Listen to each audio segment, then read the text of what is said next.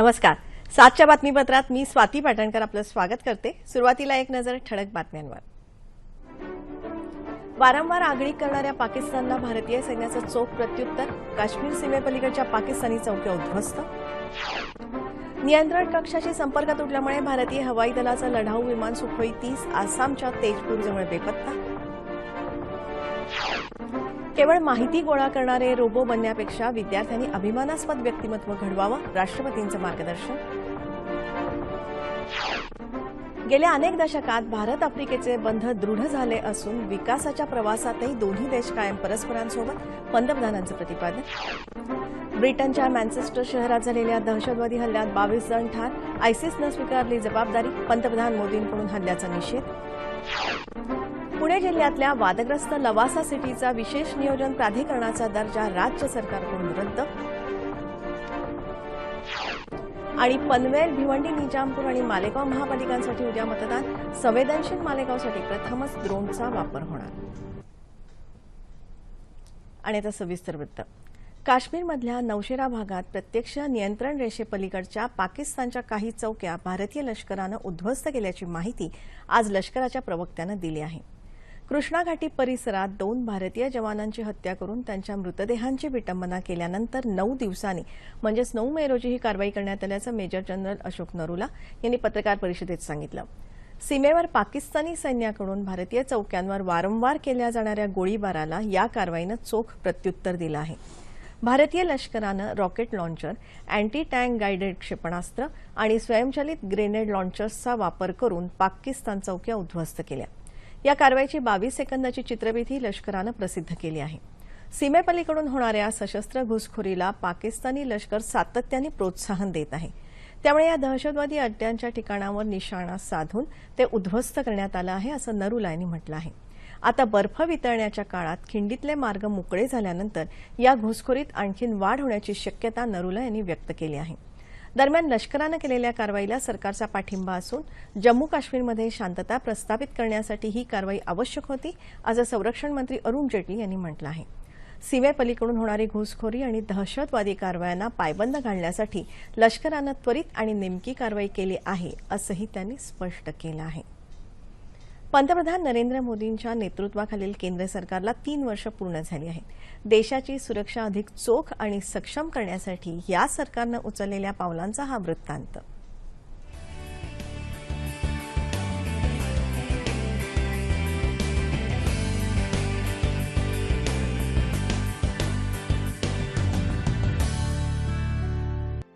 जेव्हा जेव्हा पाकिस्तानी लष्कर किंवा पाकिस्तानमधल्या प्रशिक्षित दहशतवाद्यांनी भारतात घुसून हल्ले केले, ते दिवस भारतासाठी कसोटीचे ठरले.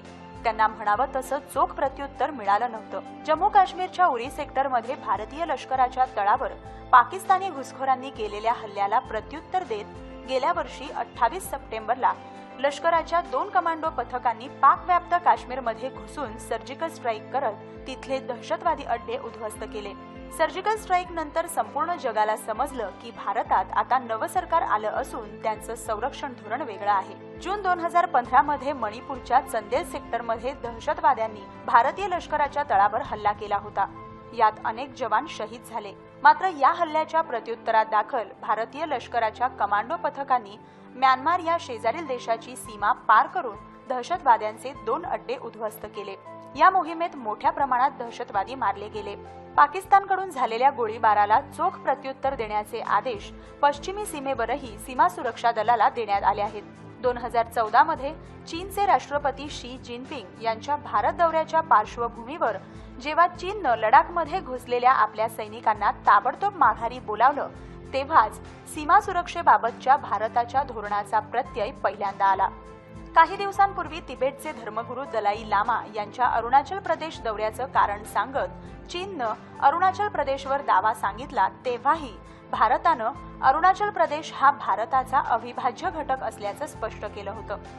तसंच चीनच्या आक्षेपांना धुडकावून लावत दिल्लीनं दलाई लामा यांचा दौरा कायम ठेवला. गेल्या 3 वर्षात देशाच्या सीमा संरक्षणासाठी एक नवं धोरण लागू करण्यात आलं आहे. आता जम्मू काश्मीर, पंजाब, राजस्थान आणि गुजरातला लागून असलेल्या भारत पाकिस्तान सीमेवरील घुसखोरी रोखण्यासाठी एक नवं धोरण राबवण्यात येत आहे. पाकिस्तान आणि बांगलादेशच्या सीमांवर घुसखोरीसाठी तयार केलेले सुरुंग नष्ट करण्यासाठी आणि नदीमार्ग सुरक्षित करण्यासाठी आधुनिक रडार तंत्रज्ञान, इलेक्ट्रॉनिक सेन्सर आणि उपग्रहाद्वारे नजर ठेवण्यात येत आहे. उत्तर आणि ईशान्येकडील सीमांवर चीनच्या आक्रमक मनसुब्यांना विरोध करण्यासाठी भारतानं हिमालय संरक्षण धोरणातही बदल केले आहेत. सीमेवर तैनात असलेल्या भारतीय जवानांच्या मदतीसाठी जुनी धोरणं सोडून सीमेपर्यंत रस्त्यांचं नवं जाळं पसरवण्याचं काम सुरू झालं आहे. ईशान्येकडील 8 राज्यांच्या सुरक्षेसाठी देशाच्या उत्तर भागात लष्कर आणि वायुसेनेला स्वयंसिद्ध आणि सक्षम करण्यासाठी एक नवं धोरण केंद्र सरकार आखत आहे. आसाममध्ये लढाऊ विमान सुखोईची 2 स्क्वाड्रन पहिल्यापासूनच तैनात आहेत. आता फ्रान्सकडून मिळणाऱ्या अत्याधुनिक राफेल विमानांचा पहिला स्क्वाड्रन देखील उत्तर भागातच तैनात करण्यात येणार आहे. मुंबईवर झालेल्या 26/11च्या हल्ल्यानंतर केंद्र सरकार समुद्र किनाऱ्यांवर अधिक कडक सुरक्षा करण्यावर भर देत आहे. सागरी आणि किनारपट्टीवरील सुरक्षा बळकट करणाऱ्या राष्ट्रीय सुरक्षा समितीच्या देखरेखीखाली मुंबई, विशाखापट्टणम, कोची आणि पोर्ट ब्लेअर इथं संयुक्त मोहीम उभारण्यात आली आहे. सागरी मार्गे होणारी घुसखोरी थांबवण्यासाठी नौदल, तटरक्षक दल आणि पोलिसांच्या मदतीसाठी टोही विमान, रडार आणि उपग्रहाच्या सहाय्यानं टेहळणी करण्यात येत आहे.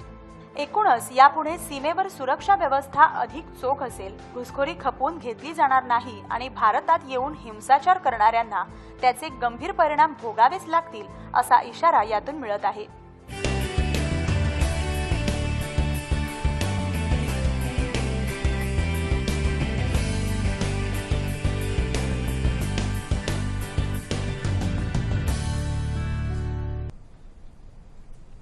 भारतीय हवाई दलाचं सुखोई 30 हे लढाऊ विमान आज सकाळी आसामच्या तेजपूरजवळ बेपत्ता झालंय. या विमानात 2 वैमानिक असून सराव सुरू असताना विमानाचा नियंत्रण कक्षाशी संपर्क तुटला, अशी माहिती संरक्षण विभागाच्या जनसंपर्क अधिकाऱ्याने दिली आहे. या विमानाचा शोध अद्याप सुरू आहे. रशियन बनावटीचं सुखोई हे लढाऊ विमान 1990 साली भारतीय नौदलात दाखल झालं. त्यानंतर आतापर्यंत 6 वेळा हे विमान कोसळल्याच्या घटना घडल्या. प्रत्येक वेळी त्यामागे तांत्रिक बिघाड असल्याचं प्राथमिक तपासणीत निष्पन्न झालं होतं. विद्यार्थ्यांनी केवळ माहिती गोळा करणारे रोबो बनू नये, तर देशाला अभिमान वाटेल असं स्वतःचं व्यक्तिमत्व घडवावं, असा सल्ला राष्ट्रपती प्रणव मुखर्जी यांनी दिला आहे. तामिळनाडूच्या उटी इथे एका शाळेच्या कार्यक्रमात ते बोलत होते. आत्मा नसलेले यांत्रिक रोबो आम्हाला नको आहेत, तर ज्यांना सामाजिक जबाबदाऱ्यांची जाणीव आहे अशी उत्तम माणसं घडवण्याचं काम शाळांनी करायला हवं, अशी अपेक्षा त्यांनी व्यक्त केली. देशाचे शालेय विद्यार्थी अतिशय प्रतिभावंत असून देशाचं भविष्य सुरक्षित हातात राहील, अशी आशा त्यांनी व्यक्त केली. या कार्यक्रमात तामिळनाडूचे गव्हर्नर चे विद्यासागर राव उपस्थित होते.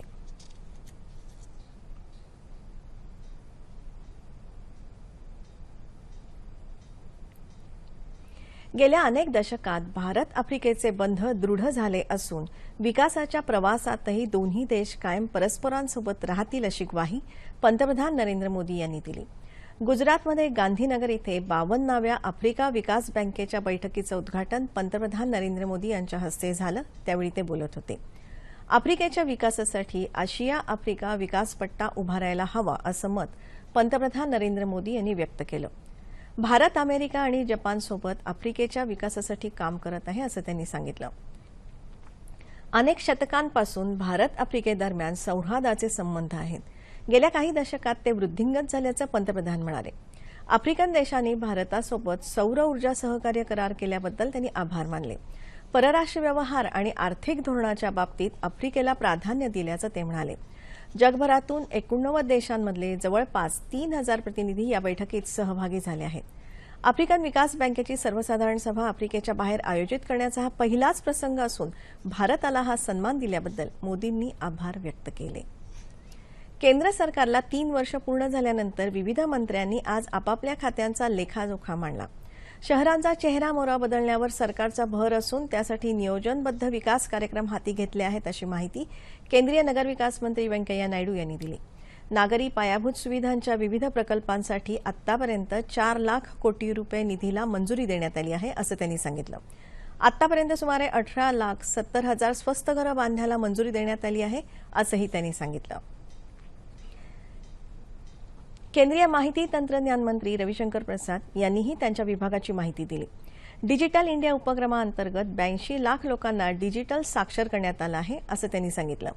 इलेक्ट्रॉनिक्स व्यवसायामध्ये सध्या 1,43,000 कोटी रुपयांची गुंतवणूक झाली आहे. मोबाईल बनवणाऱ्या 72 कंपन्या तसंच बॅटरी आणि चार्जर बनवणाऱ्या 30 नव्या कंपन्या भारतात स्थापन झाल्या आहेत असं त्यांनी सांगितलं. 2015-16 या वर्षात आयटी क्षेत्रानं सर्वाधिक उत्पन्न मिळवलं असल्याचं ते म्हणाले. आधारसाठी दिलेली माहिती ही पूर्णपणे सुरक्षित आणि जनतेचं वैयक्तिक स्वातंत्र्य अबाधित राखणारी आहे अशी ग्वाही त्यांनी यावेळी दिली. केंद्रीय पोलाद मंत्री चौधरी बिरेंद्र सिंह यांनी आज पत्रपरिषद घेतली. भारत लवकरच जगातला सर्वात मोठा पोलाद उत्पादक देश बनेल असा विश्वास त्यांनी व्यक्त केला.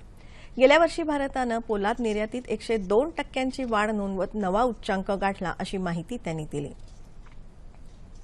ब्रिटनच्या मँचेस्टर शहरात काल मध्यरात्री दहशतवाद्यांनी केलेल्या बॉम्बस्फोटात 22 जण ठार तर 59हून अधिक जण जखमी झाल्याची माहिती पोलिसांनी दिली आहे.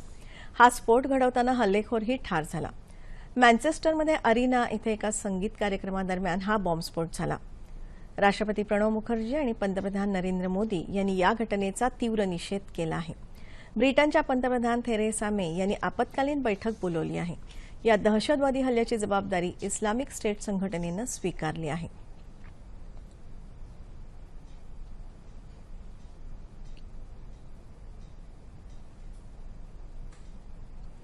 पुणे जिल्ह्यातल्या लवासा सिटी या वादग्रस्त प्राधिकरणाचा दर्जा राज्य सरकारनं रद्द केला आहे. बांधकाम व्यावसायिक अजित गुलाबचंद यांच्या हिंदुस्तान कन्स्ट्रक्शन कंपनीतर्फे लवासासाठी विशेष नियोजन प्राधिकरण तयार करण्यात आलं होतं. गेल्या सरकारनं दिलेला हा दर्जा युती सरकारनं रद्द केला आहे. पुणे महानगर प्रादेशिक विकास प्राधिकरणाचं कार्यक्षेत्र वाढवण्याचा निर्णय मुख्यमंत्री देवेंद्र फडणवीस यांनी घेतला आहे. त्यामुळे आता लवासाचा समावेश याच प्राधिकरणाच्या अखत्यारीत होईल अशी माहिती नगरविकास खात्याच्या एका अधिकाऱ्यानं दिली. 2008 साली तत्कालीन सरकारनं लवासाला विशेष प्राधिकरणाचा दर्जा दिला होता. यावर अनेक सामाजिक कार्यकर्ते आणि पर्यावरणवाद्यांनी टीका केली होती. या अधिकाराचा लवासा गैरवापर करत असल्याचा आरोप सामाजिक कार्यकर्त्यांनी केला होता. रायगड जिल्ह्यात पनवेल, ठाणे जिल्ह्यात भिवंडी निजामपूर आणि नाशिक जिल्ह्यातल्या मालेगाव महानगरपालिकेसाठी उद्या मतदान होत आहे. ऑक्टोबर 2016 मध्ये स्थापन झालेल्या पनवेल महानगरपालिकेसाठीची ही पहिलीच सार्वत्रिक निवडणूक आहे. पनवेलमध्ये मतदानाचा टक्का वाढवण्यासाठी निवडणूक यंत्रणेनं विविध उपक्रम हाती घेतले आहेत. अत्यंत संवेदनशील असलेल्या मालेगाव महापालिकेच्या निवडणुकीसाठी यंदा प्रथमच 4 ड्रोनचा वापर करण्यात येणार असल्याची माहिती जिल्हा पोलीस अधीक्षक अंकुश शिंदे यांनी दिली. देशात प्रथमच अशा प्रकारे निवडणुकीसाठी ड्रोनचा वापर होत आहे. निवडणूक बंदोबस्तासाठी 1700 पोलीस तैनात करण्यात आले आहेत. भिवंडी निजामपूर महानगरपालिकेत 90 जागांसाठी 460 उमेदवार रिंगणात आहेत. सर्वच राजकीय पक्षांनी आपापली ताकद पणाला लावून उमेदवार रिंगणात उतरवले आहेत. निवडणुकीच्या आधी केलेल्या नाकाबंदीत पोलिसांनी आज 60 लाख रुपयांची रोकड पकडली. आतापर्यंत 1,58,00,000 रुपये जप्त करण्यात आले आहेत. या तीनही महानगरपालिकांच्या एकूण 252 जागांसाठी 1,251 उमेदवार निवडणूक रिंगणात आहेत. उद्या सकाळी 7:30 पासून मतदानाला सुरुवात होईल. गोरक्षक हे कायद्याच्या वर नाहीत असं सांगत त्यांना काही बेकायदेशीर गोष्टी आढळल्या तर त्यांनी पोलिसांना माहिती द्यावी, मात्र कायदा हातात घेऊ नये असं मत केंद्रीय सामाजिक न्याय राज्यमंत्री रामदास आठवले यांनी म्हटलं आहे. ते आज औरंगाबाद इथे पत्रकार परिषदेत बोलत होते. उपजीविकेसाठी गाईचं कातडं कमावणाऱ्या गरिबांना अमानुष मारहाण करणं अत्यंत दुर्दैवी असून हे प्रकार त्वरित थांबायला हवेत असं आठवले म्हणाले. राज्यातल्या राजकीय परिस्थितीविषयी विचारलं असता देवेंद्र फडणवीस यांचं सरकार 5 वर्ष पूर्ण करेल असा विश्वास त्यांनी व्यक्त केला. भाजपा सरकारनं शेतकऱ्यांची कर्जमुक्ती करावी, नाहीतर जनता सरकारला सत्तेतून मुक्त करेल असा इशारा आमदार बच्चू कडू यांनी दिला आहे. शेतकऱ्यांच्या प्रश्नांसाठी कडू राज्यभर पुन्हा यात्रा काढणार असून त्या पार्श्वभूमीवर सोलापूर इथे घेतलेल्या पत्रपरिषदेत ते आज बोलत होते. शेतकऱ्यांच्या प्रश्नांवर निवडणूक झाली तरच सरकार शेतकऱ्यांकडे लक्ष देईल असं बच्चू कडू म्हणाले. केंद्रातलं आणि राज्यातलं भाजपा सरकार शेतकऱ्यांच्या प्रश्नांबाबत निष्क्रिय असल्याची टीका करत यापुढे शेतकऱ्यांच्या प्रश्नांवर मोठं आंदोलन करणार असल्याचा इशारा कडू यांनी दिला. रोजंदारी कामगार पद्धती सुरू करण्याचा ठराव होऊनही शासन या भरतीला टाळाटाळ करत असल्याच्या निषेधार्थ राज्यातल्या 32,000 कंत्राटी वीज कामगारांनी बेमुदत संप पुकारला आहे. कोल्हापूर जिल्ह्यातले 400 कामगार या संपात सहभागी झाले आहेत. कंत्राटी कामगार कायम होईपर्यंत पूर्वाश्रमीच्या महाराष्ट्र राज्य विद्युत मंडळातली रोजंदारी पद्धत पुन्हा राबवावी असा ठराव महाराष्ट्र कंत्राटी वीज कामगार संघाच्या 3ऱ्या अधिवेशनात झाला होता. महानिर्मितीच्या कार्यकारी संचालकांनी सकारात्मक अहवालही दिला होता, मात्र तरीही त्याची अंमलबजावणी झालेली नाही. त्यामुळे कामगारांमध्ये असंतोष निर्माण झाला. वेतनही अत्यल्प मिळत असल्याचं कामगारांचं म्हणणं आहे. या प्रकरणी योग्य तो तोडगा निघेपर्यंत सकाळी 6:30 ते संध्याकाळी 5 या वेळेत महावितरण कार्यालयासमोर धरणं आंदोलन सुरू राहणार असा इशारा कंत्राटी वीज कामगारांनी दिला आहे. ज्येष्ठ संगीतकार आनंद मोडक यांची आज पुण्यतिथी. शालेय जीवनातच त्यांनी संगीताचे धडे गिरवायला सुरुवात केली होती. बासी मर्ढेकरांच्या बदकांचं गुपित या काव्याला त्यांनी संगीत दिलं आणि तिथून त्यांच्या संगीत कारकिर्दीला सुरुवात झाली. नाटक, नभोवाणी, दूरचित्रवाणी आणि पुढे चित्रपट असा त्यांचा संगीत प्रवास बहरत गेला. तालवाद्याची साथ न घेता केलेली आरती प्रभूंची गाणी हे त्यांच्या संगीताच्या विविध वैशिष्ट्यांपैकी एक. महानिर्वाण, 3 पैशांचा तमाशा, पडघम, वाडाची रेवंदी या नाटकांच्या आशयाला त्यांच्या संगीतानं वेगळ्याच उंचीवर नेलं. रंगभूमीबरोबरच चित्रपट क्षेत्रातही त्यांनी आपला ठसा उमटवला. कळत नकळत, सूर्योदय, चौकट राजा, एक होता विदूषक, मुक्ता, हरिश्चंद्राची फॅक्टरी, आरंभ यासारख्या चित्रपटांना त्यांनी दिलेलं संगीत वाखाणण्याजोगंच. युगायुगांचे नाते आपले, हे जीवन सुंदर आहे ही त्यांची गाणी आजही रसिकांच्या मनात रुंजी घालतात. आपल्या संगीत कारकिर्दीत 10 नाटकं, 36 चित्रपट तसंच मराठी आणि हिंदी मालिकांनाही त्यांनी संगीत दिलं. चित्रपट संगीतासाठी अनेक पुरस्कारांनी त्यांना गौरवण्यात आलं. अशा या आनंददायी गाण्याची भेट देणाऱ्या संगीतकाराला भावपूर्ण आदरांजली.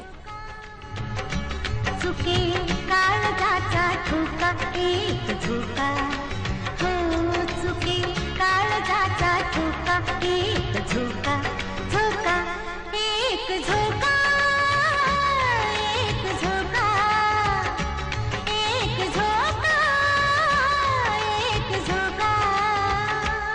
एक रेशमी घरटे, हे एक रेशमी घरटे, जणू स्वप्नामधले वाटे. हवामान. नैऋत्य मोसमी पावसाचं केरळातलं आगमन नियोजित वेळेनुसार येत्या 30 मेपर्यंत होईल असं भारतीय हवामानशास्त्र विभागाच्या सचिवांनी म्हटलं आहे. विदर्भात तुरळक ठिकाणी उष्णतेची लाट कायम आहे. मध्य महाराष्ट्राच्या काही भागात आणि विदर्भाच्या उर्वरित भागात कमाल तापमानात सरासरीच्या तुलनेत लक्षणीय वाढ झाली आहे. राज्याच्या उर्वरित भागात कमाल तापमान सरासरीच्या जवळपास होतं. येत्या 24 तासात संपूर्ण राज्यात हवामान कोरडं राहील असा अंदाज हवामानशास्त्र विभागानं वर्तवला आहे. तापमान अंश सेल्सिअसमध्ये. मुंबई कमाल तापमान 35, किमान 27. नागपूर 45 आणि 30. पुणे 40, 25. औरंगाबाद 41, 26. नाशिक 40, 23. कोल्हापूर 40, 25. रत्नागिरी 35, 28. सोलापूर 43, 27. आणि अमरावती 42 आणि 27. ठळक बातम्या पुन्हा एकदा. वारंवार आगळीक करणाऱ्या पाकिस्तानला भारतीय सैन्याचं चोख प्रत्युत्तर. काश्मीर सीमेपलीकडच्या पाकिस्तानी चौक्या उद्ध्वस्त. नियंत्रण कक्षाशी संपर्क तुटल्यामुळे भारतीय हवाई दलाचं लढाऊ विमान सुखोई 30 आसामच्या तेजपूरजवळ बेपत्ता. केवळ माहिती गोळा करणारे रोबो बनण्यापेक्षा विद्यार्थ्यांनी अभिमानास्पद व्यक्तिमत्व घडवावं, राष्ट्रपतींचं मार्गदर्शन. गेल्या अनेक दशकात भारत आफ्रिकेचे बंध दृढ झाले असून विकासाच्या प्रवासातही दोन्ही देश कायम परस्परांसोबत, पंतप्रधानांचं प्रतिपादन. ब्रिटनच्या मँचेस्टर शहरात झालेल्या दहशतवादी हल्ल्यात 22 जण ठार. आयसिसनं स्वीकारली जबाबदारी. पंतप्रधान मोदींकडून हल्ल्याचा निषेध. पुणे जिल्ह्यातल्या वादग्रस्त लवासा सिटीचा विशेष नियोजन प्राधिकरणाचा दर्जा राज्य सरकारकडून रद्द. आणि पनवेल, भिवंडी, निजामपूर आणि मालेगाव महापालिकांसाठी उद्या मतदान. संवेदनशील मालेगावसाठी प्रथमच ड्रोनचा वापर होणार. याबरोबरच हे बातमीपत्र संपलं. 3 वर्षांपूर्वी केंद्रात भाजपा सरकारनं सूत्र हाती घेतल्यानंतर देशात परिवर्तनाचे संकेत दिले. त्यानंतर त्यादृष्टीनं विविध निर्णय जाहीर होत गेले. काळ्या पैशांविरोधातली मोहीम आणि नोटाबंदीचा निर्णय हा त्यापैकीच एक महत्त्वपूर्ण निर्णय मानला जातो. या निर्णयाची चर्चा जगभरात झाली. या निर्णयाचा आपल्या देशाच्या अर्थव्यवस्थेपासून अनेक क्षेत्रांवर परिणाम जाणवला. या संदर्भात अधिक उहापोह करण्यासाठी ज्येष्ठ अर्थतज्ञ दीपक घैसास यांना आज रात्री 9:30च्या बातमीपत्रात निमंत्रित करण्यात आलं आहे. तेव्हा पुन्हा भेटूया पुढील बातमीपत्रात आपल्या सह्याद्री वाहिनीवर. नमस्कार.